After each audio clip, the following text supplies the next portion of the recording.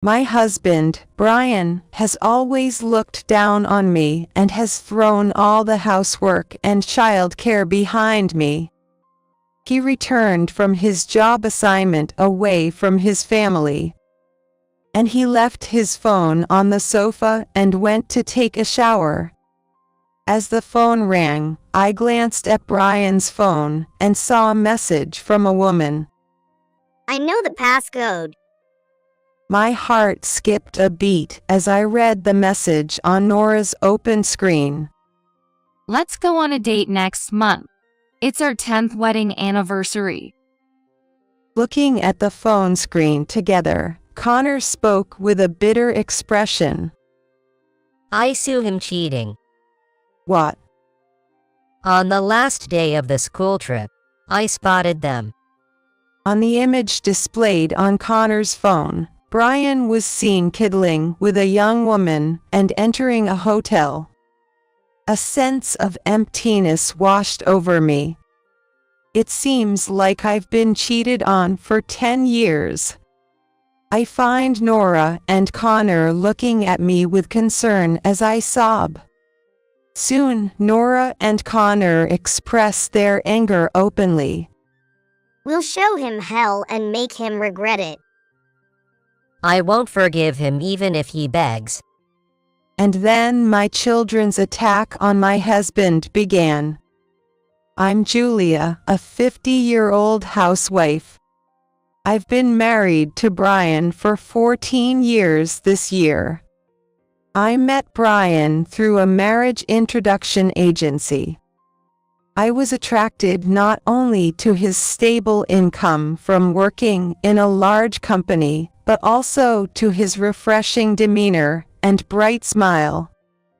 After our marriage, I quit my full-time job because Brian wished I could be home when he returned.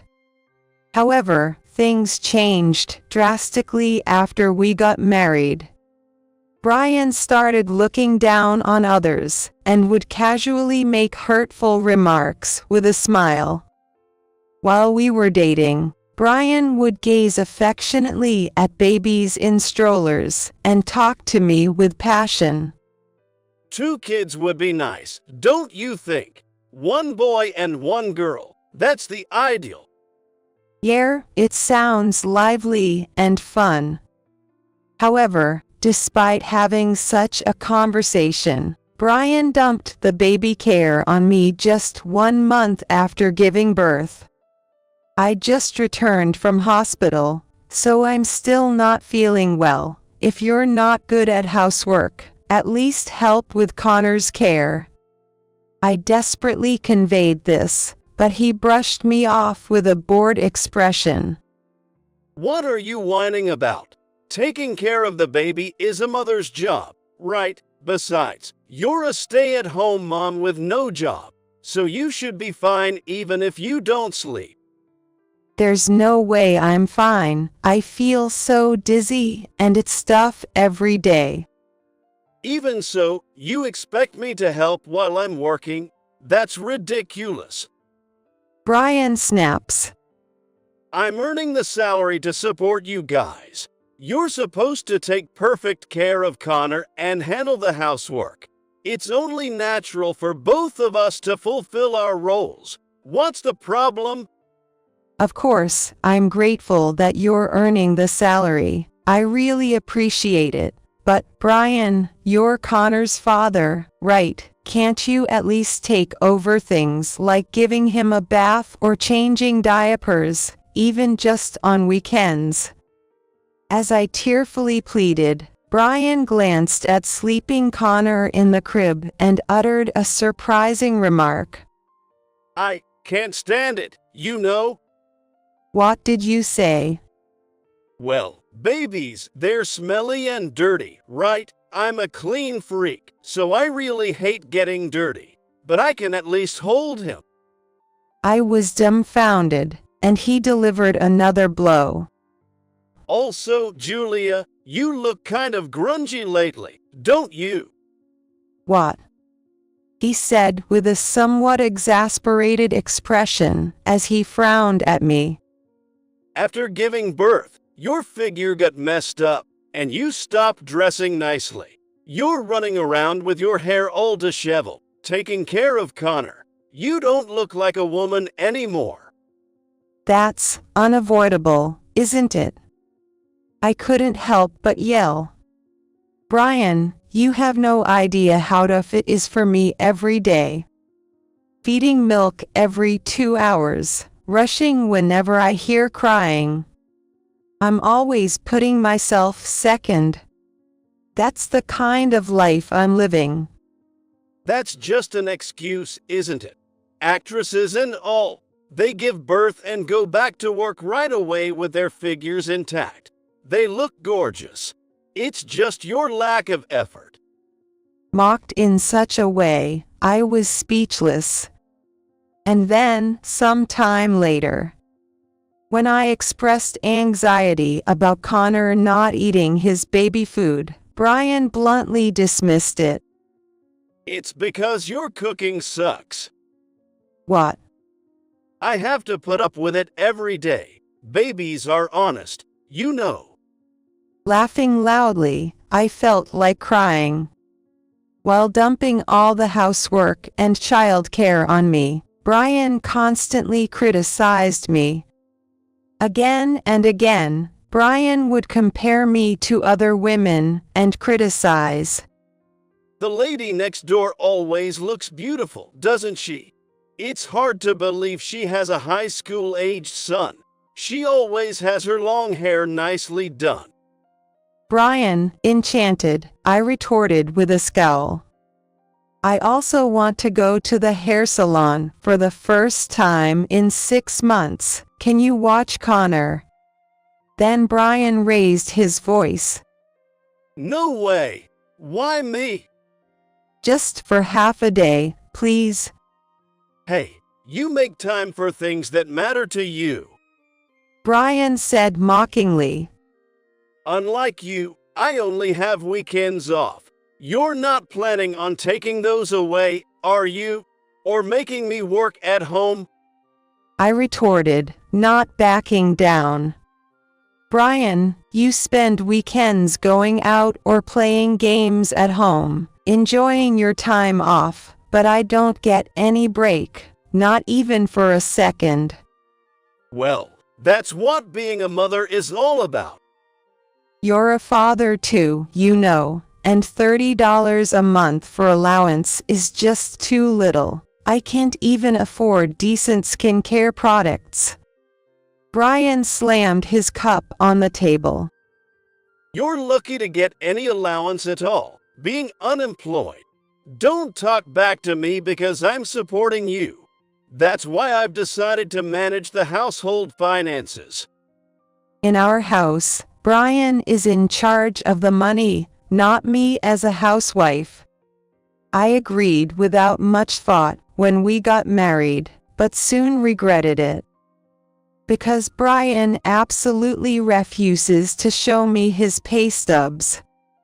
I give you the household expenses properly. What's wrong with using my salary however I want? Whenever I ask to see the bank account or his pay stubs, he always gets annoyed, so I eventually gave up pushing it. Even when Brian is at home on his days off, he only plays with Connor a little and doesn't care about his son. So, it's hard to say that Connor has a strong attachment to Brian, but I couldn't bring myself to take away his father. As a full-time homemaker, I had already considered the risk of divorce with a young child. The year Connor entered elementary school, I became pregnant with our second child. Though my affection for Brian had cooled, I couldn't abandon the dream of having 2 children. After experiencing a miscarriage once before, I felt overjoyed at the arrival of this baby. Brian also wanted a daughter, so there was a faint hope that if a girl was born, he would show some affection. I had the faint hope. However, unfortunately, just before the summer vacation of elementary school, Brian received a transfer order to a rural area. What will you do? Will you come with me? I shook my head.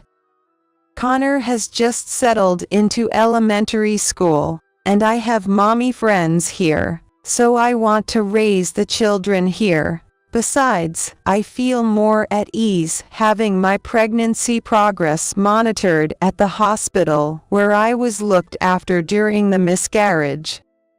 Then Brian said kind words to me. Sure, you're right. It's not just your body. Brian, it's your first time living alone, right? Are you okay?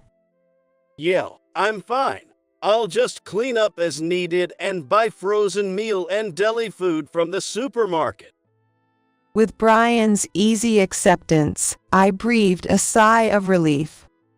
Eventually, our long-awaited daughter was born. Connor seemed to adore his 7 years younger sister endlessly. He would forgive her with a smile, whether she scribbled on his homework notebook or broke his favorite toys.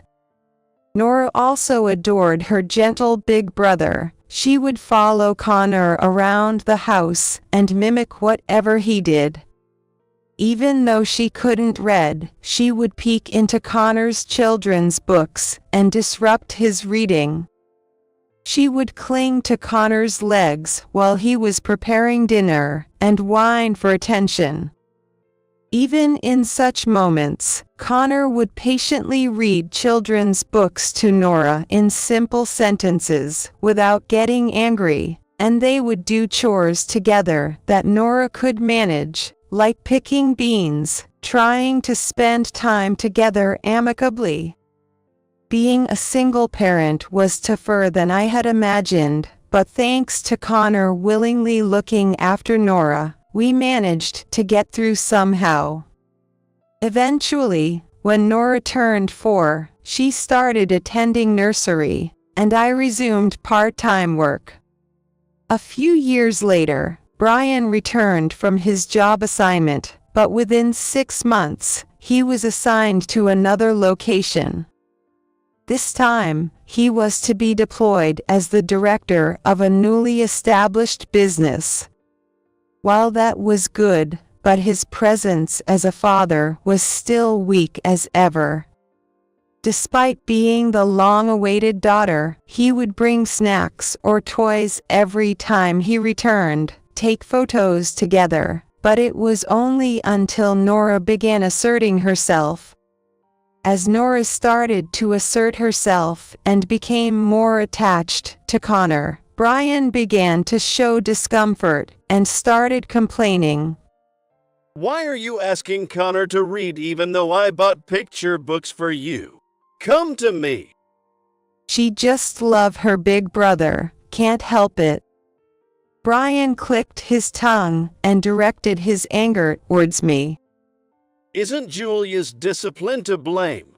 I bet after I leave, you're filling the kids' heads with bad things about me. At that moment, Nora, who overheard the conversation from the hallway, rushed into the living room and intervened. No, that's not it, Dad. Even when you come back, you only play games and don't play with Nora, right? But Big Brother plays with me at the park and listens to my nursery school stories. That's why I like Connor better. I was amazed at Nora's innocent tone expressing her opinion.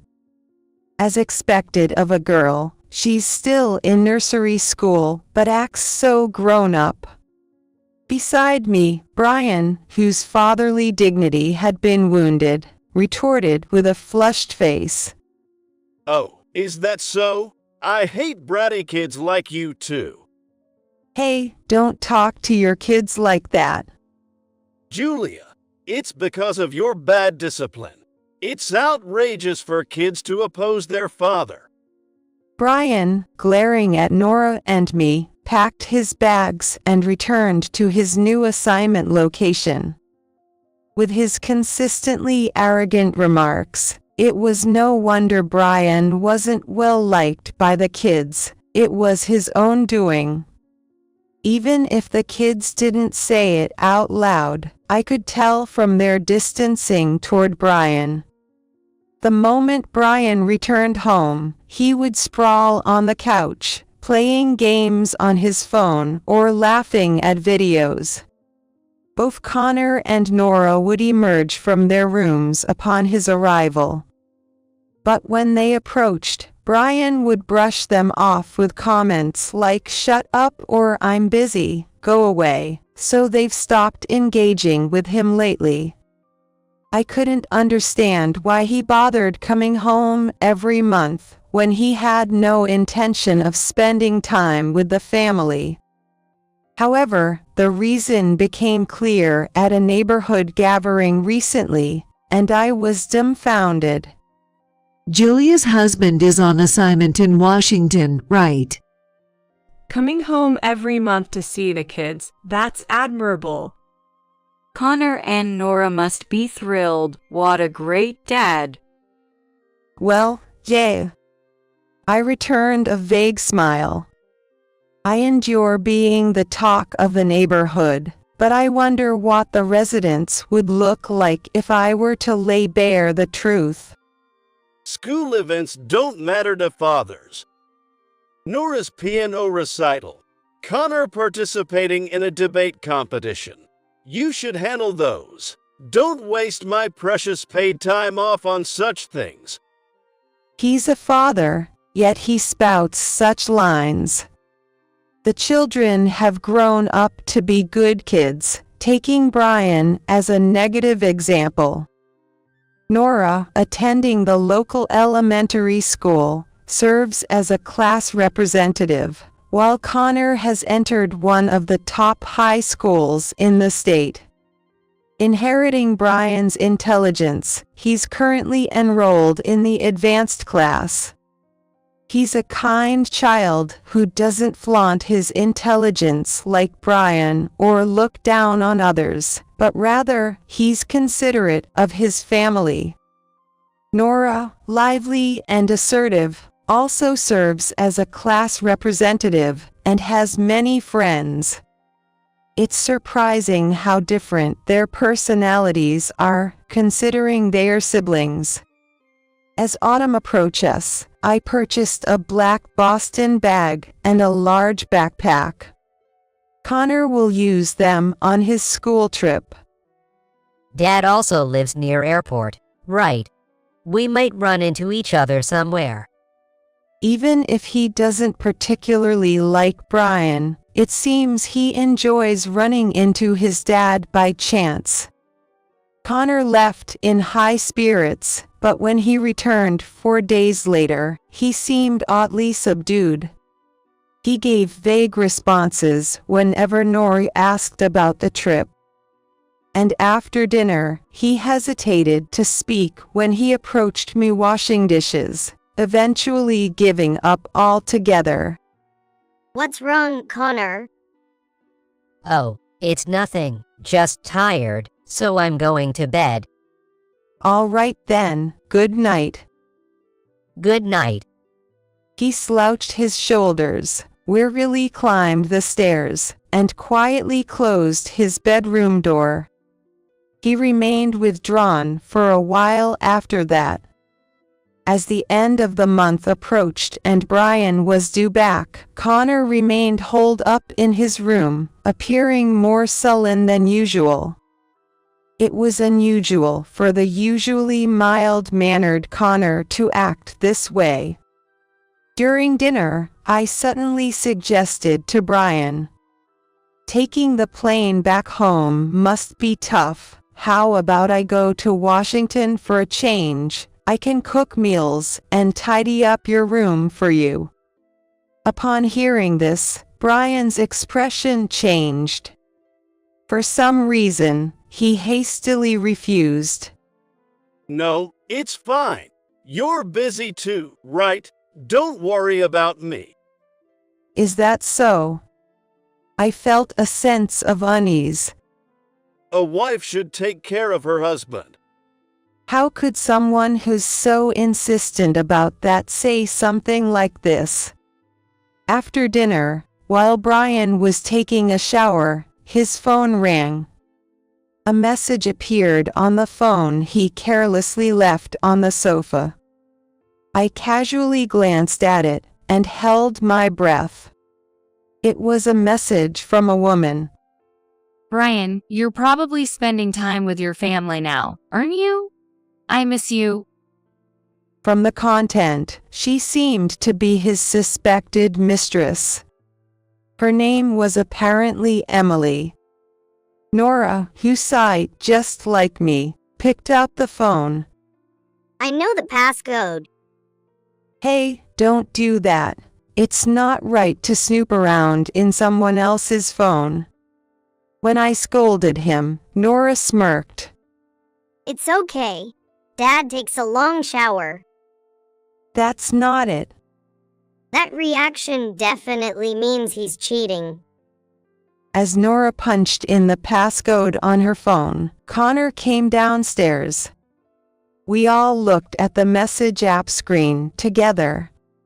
When the conversation appeared, Connor's face darkened, and he let out a deep sigh. I knew it. Nora, about to exclaim, quickly covered her mouth with her hand. Let's have a date next month. It's our 10th wedding anniversary. We'll have a fancy dinner, stay at a hotel with a view of the city lights, and spend a relaxing morning in my room. I'll wear the high-end dress you bought for me the other day. Dad really was cheating. Nora was visibly shocked. Then Connor, with a bitter expression, muttered under his breath. I saw my dad cheating. What? On the last day of the school trip, I saw him. Connor said, enlarging the image on his phone with his fingertips. I felt like collapsing to my knees. It was a photo of Brian, arm in arm with a young woman, entering a hotel. It was clear evidence of his affair. On the last day of the school trip, it was free time. While we were walking around the city in groups, I saw a couple going into a hotel from afar. Connor explained with a somber expression. It's impressive that even Dad noticed. Since they were about as far apart in age as parent and child, it caught my eye. Seeing me speechless, Connor looked apologetic. Sorry, I intended to tell Mom as soon as I got back, but I just couldn't bring myself to do it. No, it's okay. You must have been troubled by it. Thinking about Connor, who had been troubled alone, I felt an inexplicable anger towards Brian. Simultaneously, I was overwhelmed by a sense of emptiness, as if a hole had opened up in my chest. With a dry smile, I let out a bitter chuckle. It seems like I've been cheated on for 10 years. All I can do is laugh now. 10 years? The message says congratulations on our 10th wedding anniversary. Nora's eyes widened significantly at Connor's explanation. 10 years. That's when I was in your belly. And it's been going on since then. That's unbelievable, seriously. I attempted to say something light-hearted as I sat down on a chair, but I failed miserably. A surge of emotions rose to my throat, and tears streamed down uncontrollably. Nora and Connor looked at me with concern as I sobbed. It felt embarrassing to cry in front of my children. I fought that way, yet I couldn't contain my emotions. I had convinced myself that Brian's unusual kindness during Nora's pregnancy was because of the miscarriage I had before her. But that wasn't the case. He just wanted to alleviate his guilt from cheating. with tears streaming down my face as I sniffled and wiped them away with the back of my hand. Nora asked Connor in front of me. Connor, you're not going to let this slide, are you? Of course not. Connor replied, his voice filled with renewed anger. As they both looked at me with expressions of fury, Nora declared, We won't let Dad get away with this anymore. We'll show him hell and make him regret it. Yo, I won't forgive him even if he begs. I feel warm with joy.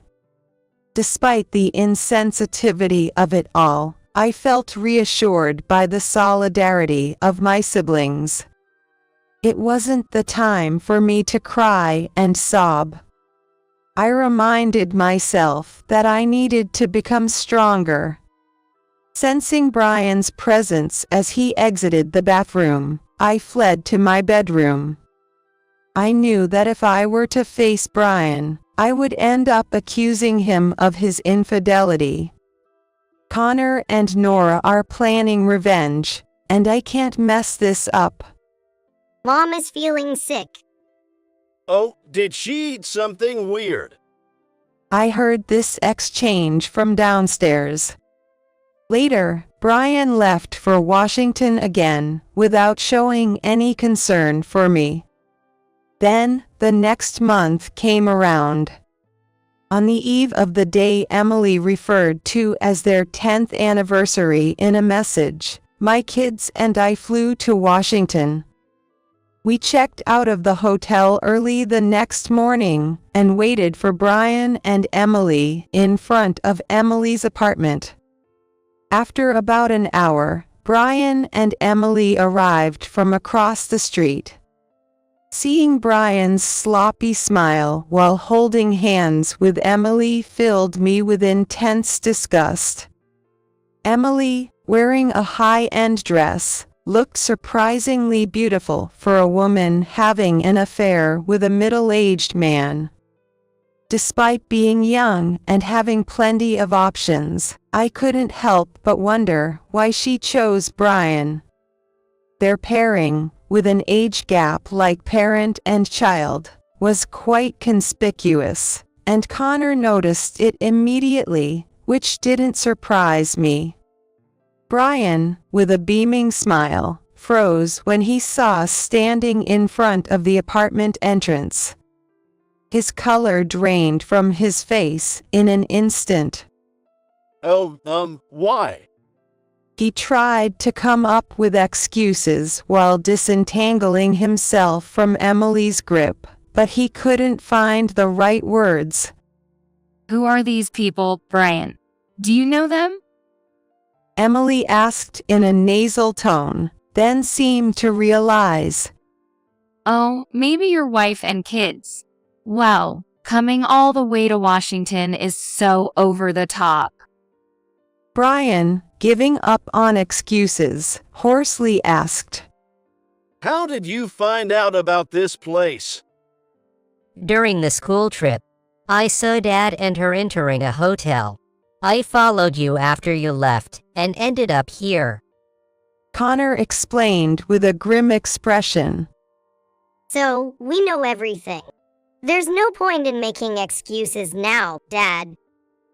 Yo, enough standing around. Let's go to Emily's room. I urged, and Brian and Emily immediately tensed up. I bet Julia put them up to this. Letting their kids do something like this? She's such a lousy mother. Why do we even have to let them in? Let's go, Brian. I retorted sharply as Brian and Emily started to walk away again. A guy with no hint of fatherly qualities has the nerve to say that, Emily, we can make a big fuss here. The residents came out from the front door of the apartment. Emily said hello, so apparently, they are her neighbors. Emily shot me a glare of disdain before hurrying towards the apartment entrance. Without shutting us out, she allowed us to join them in the elevator. Good job.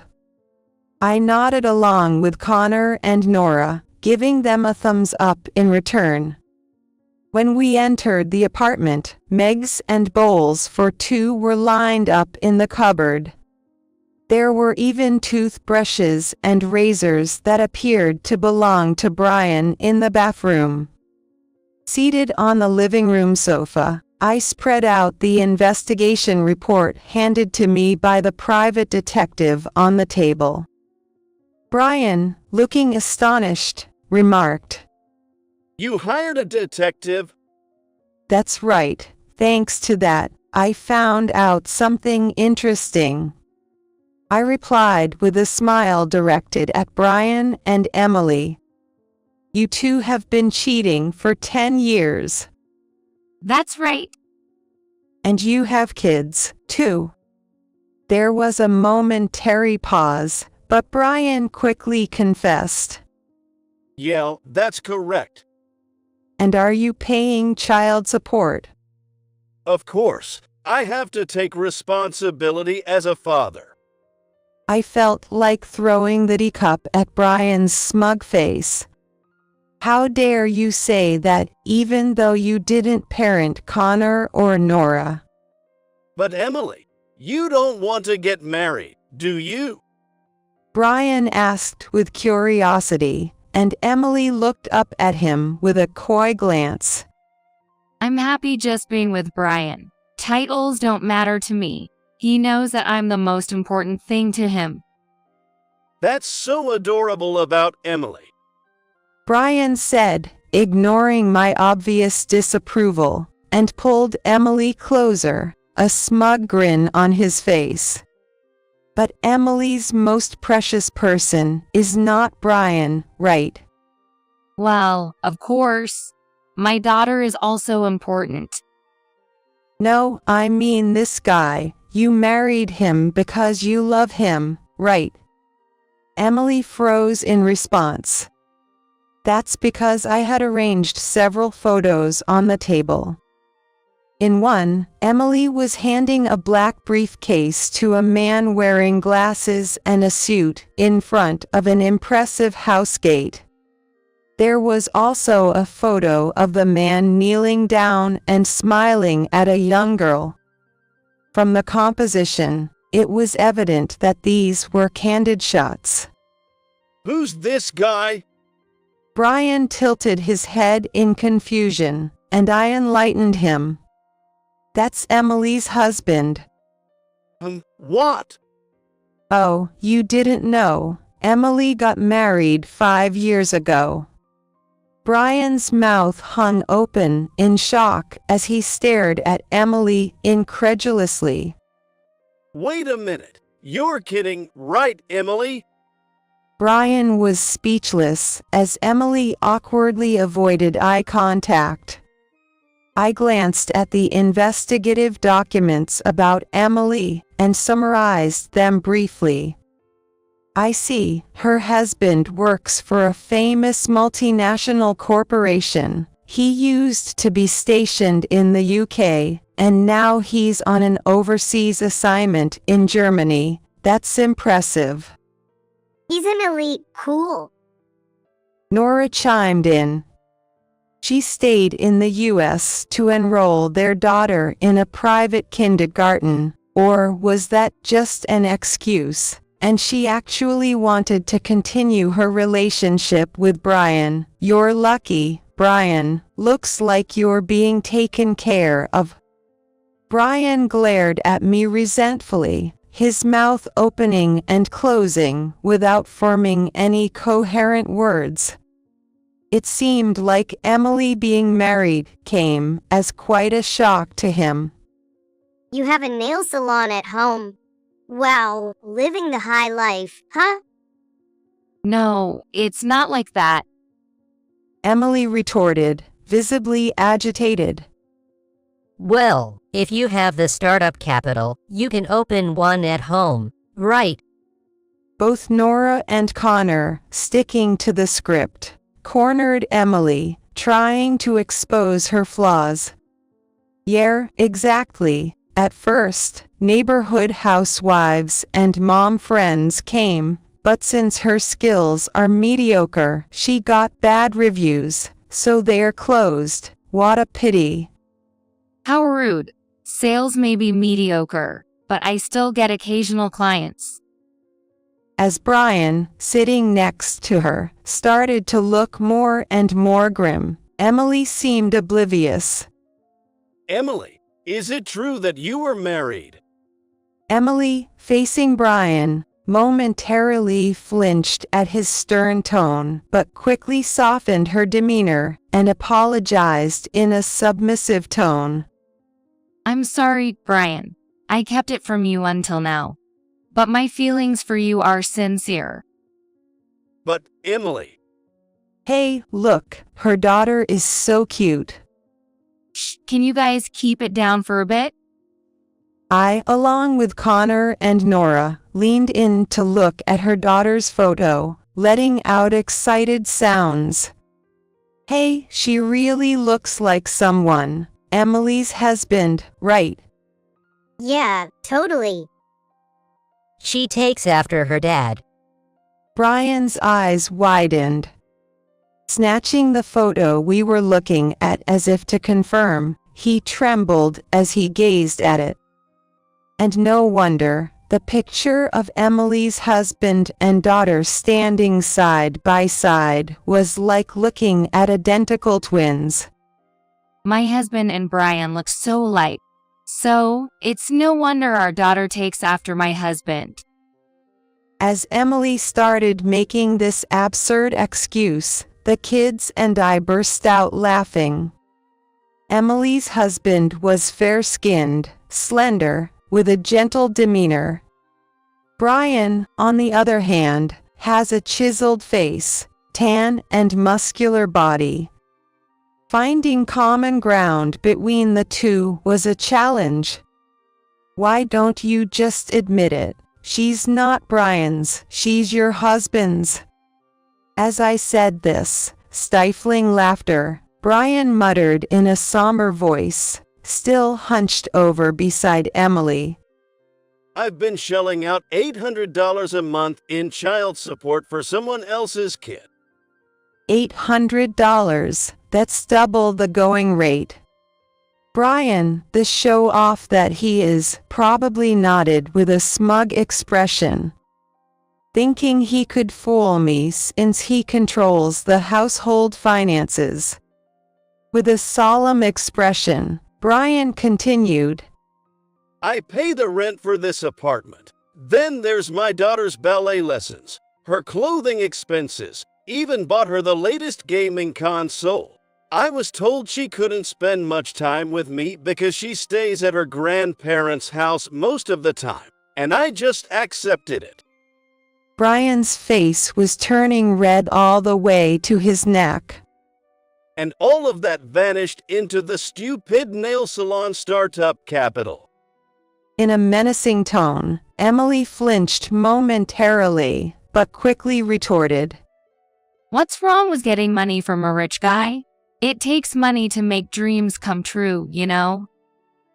Rolling her eyes and ranting like that, she seemed like a completely different person from the one who was cozying up to Brian just a moment ago. Seeing Brian's surprised expression, she smirked and continued defiantly. Yeah, that's right. I was bored while my husband was overseas, so I decided to hang out with Brian, whom I met at a bar. He brags about being an elite even though he earns less than my husband. I thought I'd fleece him for some cash. Brian's expression shifted to one of despair. My husband returned from the UK, but as soon as he found out I was pregnant, he left for Germany. When I casually mentioned to him that I might be pregnant with Brian's child, he was overjoyed. It's strange, considering he already have a daughter. I couldn't help but share Emily's exasperated smile. Once the baby's born, he won't lift a finger to help. Working overseas is so cool. Your husband looks really smart, doesn't he? Nora's innocent voice made Emily beam with pride. Well, yeah. But Brian's also making a good income, right? He's given me quite a bit of money. The kids and I exchanged looks. When I glanced at Brian, he averted his eyes guiltily. Well, his salary is decent, though. But my dad is struggling with his debt. Emily's eyes widened. Really? Brian's been piling up debt just to support you, I explained calmly. His savings dried up long ago, and he's stuck in credit card debt hell. Right now, most of his salary goes towards paying off loans. Emily tilted her head. So, how are you getting by now? I'm managing with my salary. This time, it was Brian's turn to widen his eyes. Aren't you just working a low-paying part-time job? Forget already. I told you that once Nora started elementary school, I'd become a full-time employee. I retorted, frustration evident in my voice. Now I'm a branch manager, earning a salary similar to yours as a supervisor. Brian, aren't you a department manager? Do you really think this guy could handle being a department head at headquarters? As the children nodded in agreement, Brian's expression turned sourer, unable to refute the truth. Emily pressed her temples, her confusion apparent. Well, then, your claim about owning land seems dubious too. Is your asset just the house you live in? That house is in my name. It's an asset I inherited from my parents, unlike Brian, who doesn't even pay property tax. Emily seemed completely disillusioned by the continuous revelations. So, you're not wealthy at all. Well, I don't need someone like you. She glared coldly at Brian and snapped. I will return him to his wife. I don't need him either, and even if he tried to return now, the sin of ruining someone's family won't disappear. Oh, whatever. Just pay the alimony, then. She sighed, sounding bothered, and riffled her long hair with a melancholic air, showing no signs of remorse. Observing this, Connor tinkered with his phone for a moment before making a call. Sorry to keep you waiting. Please, come in. Soon enough, the doorbell rang. Emily, who answered the door, let out a scream-like voice. Kent, what are you doing in America? I heard everything from Connor. Mind if I come in? She must have realized there was no point in arguing. Emily unlocked the auto lock and invited the man who had arrived in front of the room after a while. It seemed to be Kent, the man who was in the photo with Emily and her daughter, her husband. Brian, overwhelmed by Kent's quiet intimidation, trembled slightly. Kent threw a cool glance at Emily and Brian and calmly said, I've been listening to your conversation through Connor's phone. Do you both have an explanation? Oh, I didn't know Emily was married. Brian spoke in a barely audible voice, and Kent nodded. It seems so. Therefore, I won't be seeking compensation from you, Brian. Brian breathed a sigh of relief. Next to him, Emily fell silent, looking dissatisfied. I've suspected cheating for a while. The other day, before returning home, I found out about this apartment and Sir Connor loitering in front while wearing his school uniform. Kent talked to me because he thought the student had lost his way. When I mentioned that my father's mistress lives here, and we got into detail, I was surprised to find out we had the same goal. Kent took over the conversation. He asked me to wait before taking action to get revenge on his father. He said he wanted to know about Emily. So Connor and I split the cost and hired a private investigator to look into her behavior. So, Connor was able to make arrangements with the private investigator thanks to having Kent as an ally. Since hiring a private investigator is costly, it seems he didn't have enough money for the investigation with his pocket money. I also wanted to know what happened while I was away from America. So, I pretended to return to Germany and stayed in America, keeping in touch with Connor. Of course, Nora and I also heard about it from Connor.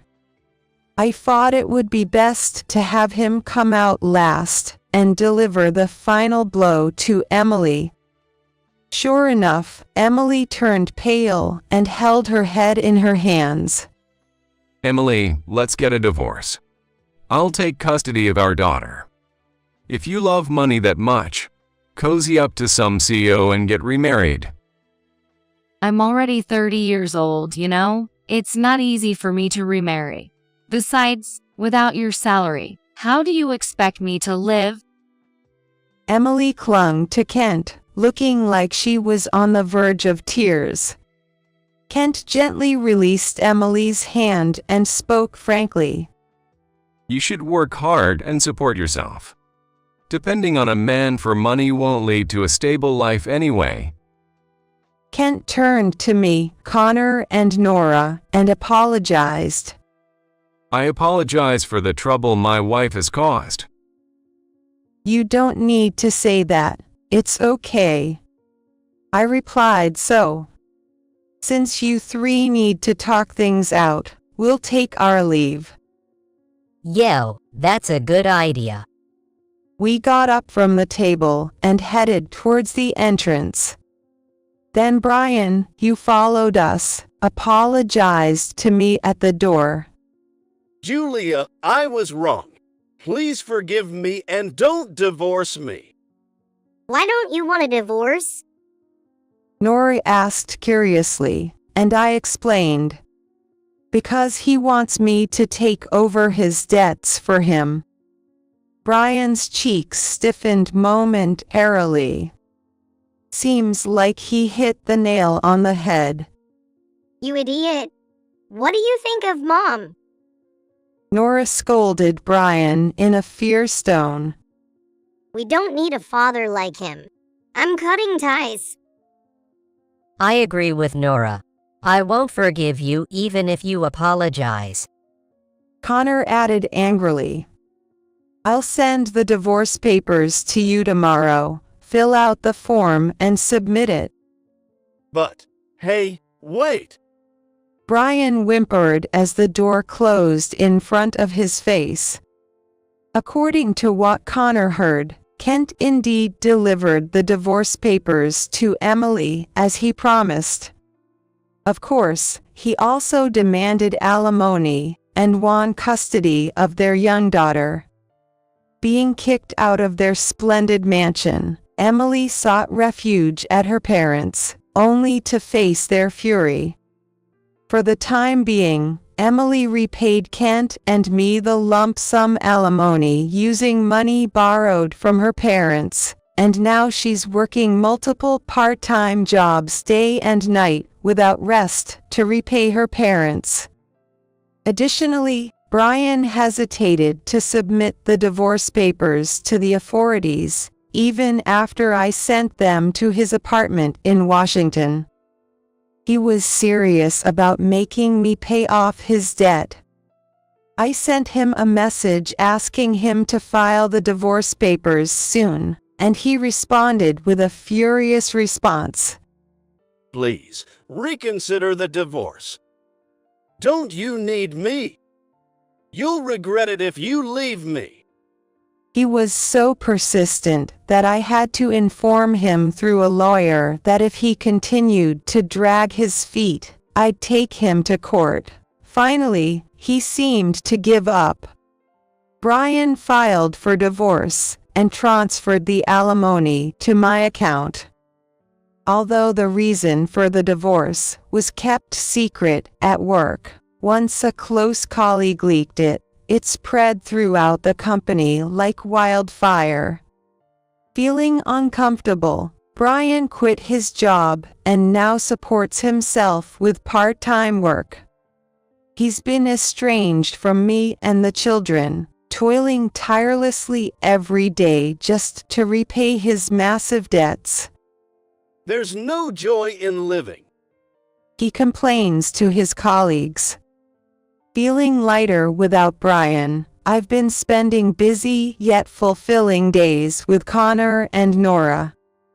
This incident showed that Connor, who has a quiet personality, has a surprising ability to take action. Moreover, Nora, who has a sharp tongue, has shown her gentle, caring side towards her mother. From now on, I want to protect my precious children and live in harmony with them.